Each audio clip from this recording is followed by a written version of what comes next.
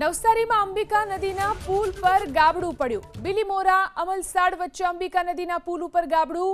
પુલ પર ગાબડું પડતા માર્ગ મકાન વિભાગની ટીમ સ્થળ પર પહોંચી તાત્કાલિક રોડનું સમારકામ શરૂ કરવામાં આવ્યું। જોઈ શકાય છે આ સ્થિતિ રસ્તાની। અંબિકા નદી પરના પુલ પર ગાબડું પડ્યું। બિલીમોરા અને અમલસાડને જોડતો 60 વર્ષ જૂના બ્રિજ ઉપર ગાબડું પડ્યું છે। દ્રશ્યો સીધા બતાવવા માંગીશ। બિલીમોરા અંબિકા નદી ઉપર આવેલો આ પુલ છે કે જ્યાં સવારે ગાબડું પડ્યું હતું।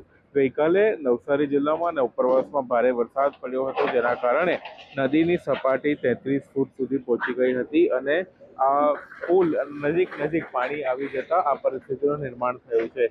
જોકે ઘટનાની ગંભીરતા જોતા જ માર્ગ અને મકાન વિભાગના અધિકારીઓ, બિલીમોરા નગરપાલિકાના સંબંધિત અધિકારીઓ, આ તમામ લોકો જે છે એ ઘટના સ્થળ પર પહોંચી ગયા છે।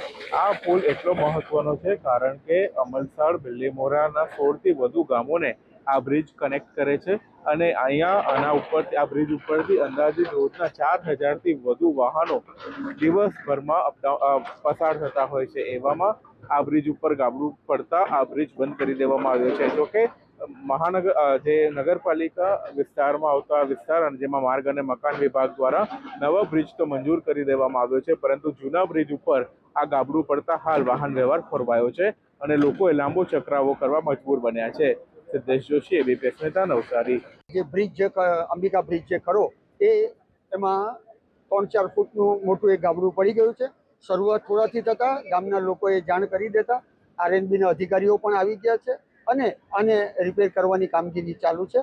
આ બ્રિજ જોવા જઈએ તો રોજના હજારો માણસો માટે ઉપયોગી છે। આ બાજુના આવેલા 12-15 ગામોને તેમજ અમલસર સુધીને આ બ્રિજ કામ આવે છે અને આ બ્રિજ જે છે 65 વર્ષ જૂનો છે।